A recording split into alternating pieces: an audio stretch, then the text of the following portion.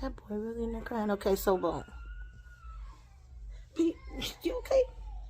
Peach.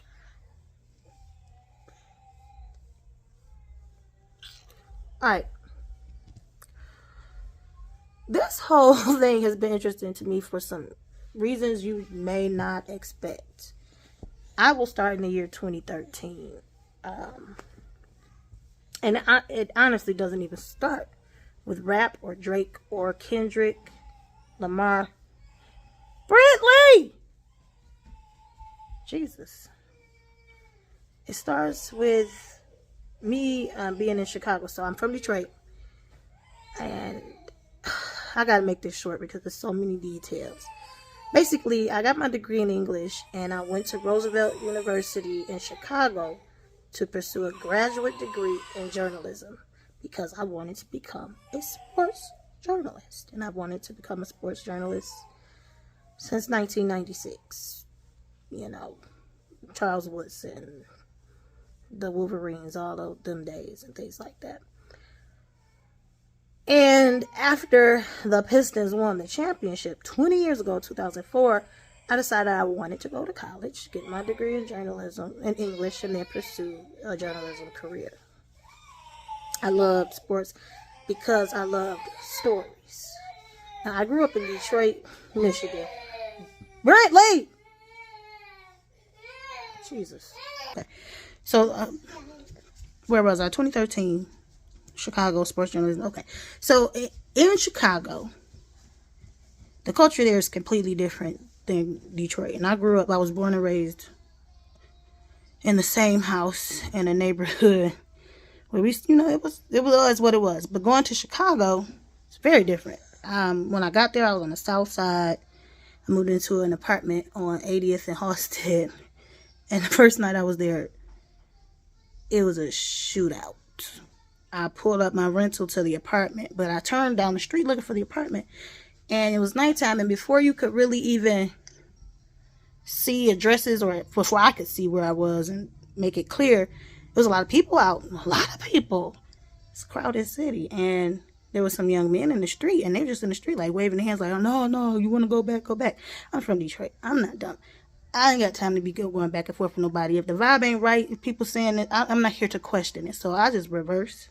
I didn't even go down the street to make a turn or turn the corner. I put that rental in reverse. And then I found the apartment, which was really like right around the corner from where the young men were in the street. So I meet my roommate and I'm unloading.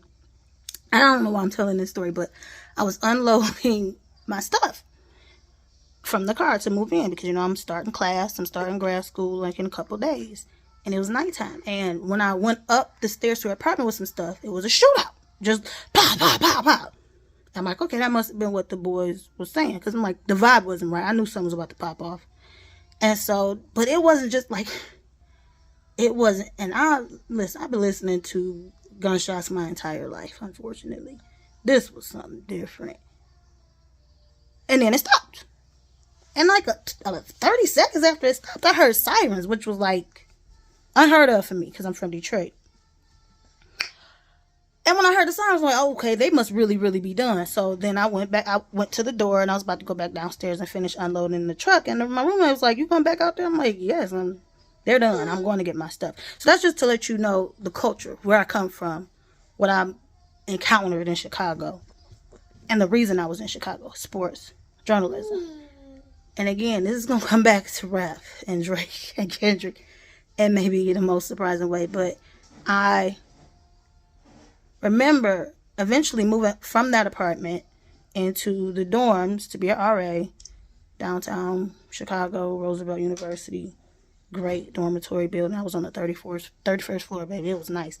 But then I had got a different job. So I decided to rent a room from a professor. She was an English professor. A lovely, wonderful, wonderful lady. And that was actually in 2012 when I moved to Chicago. But 2013, I'm living with this wonderful family and this amazing teacher. We have all sorts of amazing intellectual conversations, especially about literacy, culture, all these things. And she was studying or working on a project that has something to do with Chief Keef. Now, I had heard of him, but honestly, like right before I left Detroit and went to Chicago, I wasn't really listening to a lot of new hip hop. Like in college, we listened to everything: Drake, Trey Songz, Nicki Minaj, all of that stuff. Trina, okay. So, and Jeezy, too much Jeezy, Gucci Mane, all that stuff. But once I moved to Chicago, I was really more focused on really trying to get into the sports journalism industry. So I move in with her, and she's telling me about Chief Keef and talking about his storytelling and drill music. And I'm just looking at this white lady like, I know it's artists. Like, I know they're poets and stories and rap. I've heard it my whole life. But I really didn't realize. Oh, no, see, he wasn't ready. Okay. You okay, Peach? Twins. And so, then again, I'm going to try to make it shorter.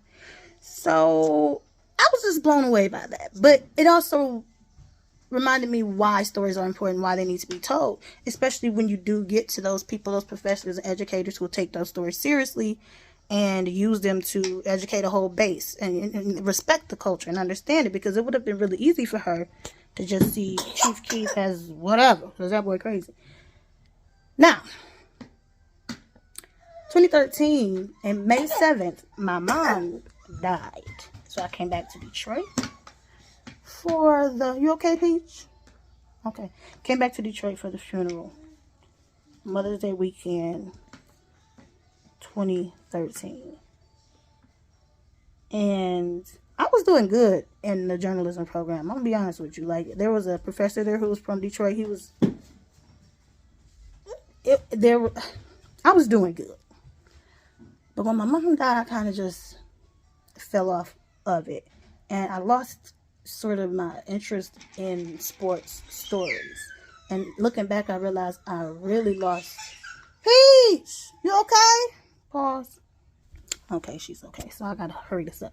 I lost my zeal for stories in general. I used to write all the time. Like poetry, stories, short stories, prose. Like, come on, like... And I read so much. Look, I read so much growing up. And we had a Sports Illustrated subscription. Baby, I was in those magazines. Loved the stories. And so I was actually getting some opportunities to sort of cover stories, cover sports for the University, Roosevelt, and do some radio recordings and things like that. But when my mom died, I really, really lost my interest in it. So I'll fast forward. Like I said, we listened to Drake in college. I could probably sing you every Drake song off them first few albums. I remember the night I first heard Drake. I was at a friend's apartment. I think we had just left a party and we were there. And that time she was dating somebody in the music scene in Detroit. And he pulled up the cover of that first cover where Drake is there smizing or whatever and played Brand New. And he was like, this dude is coming up. This dude is coming up. And he was just really trying to convince my friend. Now, everybody was drunk, and my friend really didn't care. But that was like 2005, 6, no, 7 maybe. I don't know. But he came up. So by the time I left college and went to Chicago for grad school, Drake was huge. And that dude was right. So I remember this. I really do remember this. But once my mom passed, I wasn't listening to rap, and I wasn't even as interested in stories anymore. Now, this is 11 years ago. So now I'm understanding better what was happening. So kind of got depressed. Didn't realize I was depressed. Lost interest in the grad school program. Lost interest in sports journalism. And eventually I just wanted to move back to Detroit. And I prayed, and the Lord created an opportunity where I got this offer for this amazing job working from home in 2015. And I moved back. When I moved back to Detroit, I still really wasn't listening to new rap. I'm telling you. Like, anything I heard is what I heard. If I liked it, I would enjoy it while hearing it in passing, but I wasn't pulling up rap. Like, nothing new anyway on my Pandora playlist. At the time, it was Pandora. It was just old school rap I heard before. I liked the new R&B and stuff like that, but I wasn't feeling rap. But I remember stuff like Doughboys Cashed Out, It's a Good Day, and they hit the D with 84 and stuff like that. I still liked it, and that was just a sound that was always around. It didn't go away. So,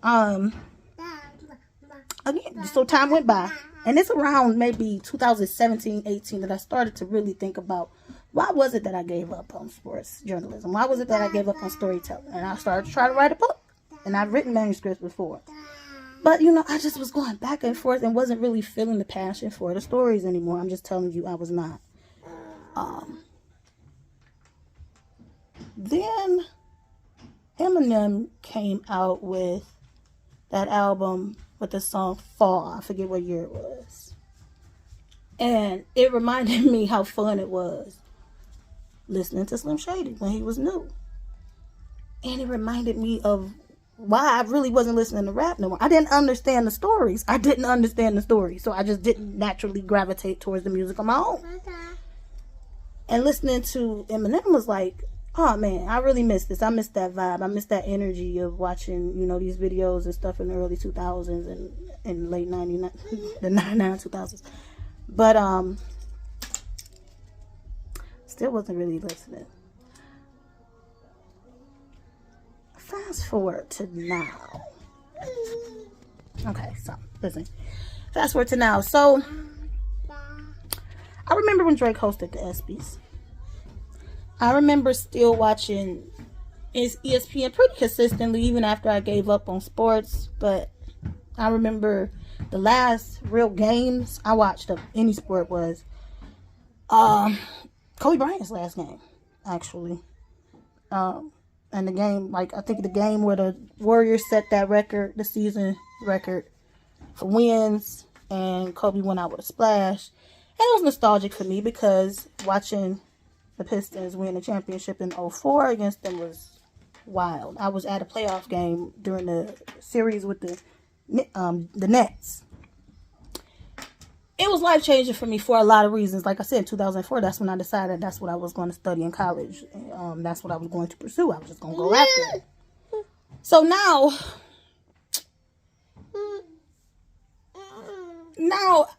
I hadn't really, I can't say I've noticed Drake's records in the past 10 years. I'm just be honest. I heard Sexy, in the background and on social media, but my social media is curated, or it was until Facebook messed up them algorithms. I heard Nice for What. I remember I was in the bar in Chicago with my cousins who came to visit. I heard it. And so, it's cool. It's not nice for what. Anyway. I heard Kendrick Lamar, that damn album, DNA, Humble, Peachy. Alright, I just need to finish. Alright, so, hadn't really heard much Drake. Didn't know, wasn't following him. Didn't know how many albums he dropped, what they were doing, or none of that. Saw some pictures of him online. Remember seeing that picture of him with the clips and his hair and his teeth and just looking like he looks weird. Okay. Mind you, this whole time I was aware and had clocked the strangeness with the underage girls. Like, that was hard to miss. For me. Because I look at things speculatively. Because, I study journalism. I follow stories. I pay attention to details. Like, this is what I was going to do for a living. And in grad school, I was doing very well at it. But, depression. Losing my mind. So, Peach. Was that a laugh? I hope it was a laugh. So, heard DNA Humble, heard Poetic Justice, liked it, realized the man was lyrically skilled, and I could understand what he was saying. The energy of DNA, whew, insane, but I would play it sometimes, but I still didn't have him in, rotation. I had no rap in rotation for real. I just was not that interested in it. Until I started listening to T Grizzly. No beef with Meek Mill. The song, he got a bunch with Chris Brown. Satish, Grizzly Talk, The Stories. And, he's from Detroit. I remember being in Florida, visiting my aunt, going to a Walmart, getting out of the car, and as soon as I got out of the car, somebody was blasting a rap song a few spots down, and I could hear the person's voice. And the sound of the voice, I instantly told my sister, oh, that's a rapper from Detroit. Because I know how we sound. We know how we sound. And then the guy said, oh, yeah, something Grand River. Turned out that was the T Grizzly robbery part 2, 3, whatever. But I knew he was from Detroit. So when I heard him say Grand River, I'm looking at my sister yeah, I clocked that. So that's me. I clock stuff. This is what I do. Now, Darian, I just want to finish this in just less than 20 minutes. Hopefully. No, less than 17. T Grizzly. Had him on rotation. I don't even agree with that lifestyle. I watched it growing up. I seen what it do to people.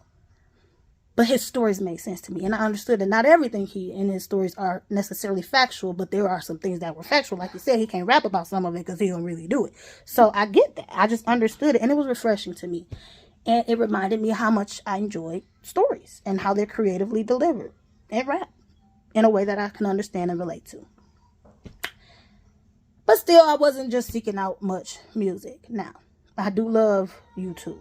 It's where I live. I don't live on Facebook. Brentley! I don't live... Come on, Brentley. I just want to finish.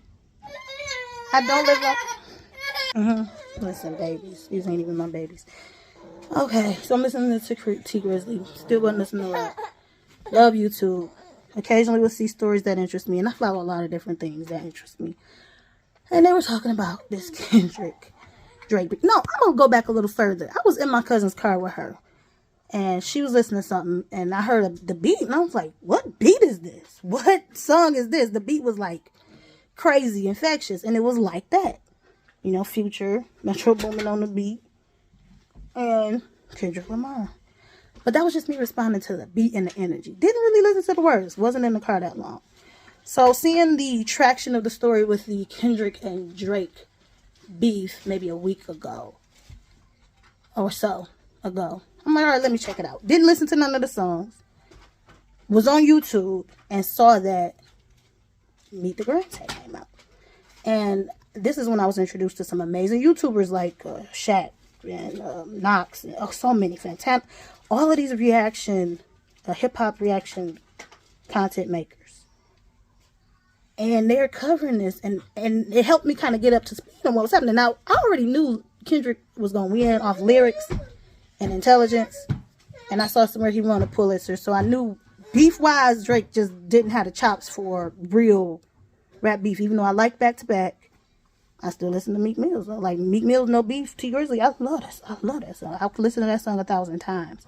So I'm like, I already knew Kendrick would be winning, but how it was playing out was really interesting, and it took over my YouTube algorithm completely.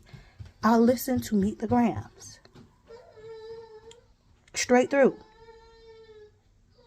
I didn't care. I didn't know nothing about Pusha T and Adonis and none. I just knew that this was this man's family off rip, just how it was written. This is Drake's. That's his child. That's his mama name. I didn't need backstory. I understood that. Like, this is the story he's telling. I was shook. I went immediately on Facebook and posted it. Like, I could write Brentley.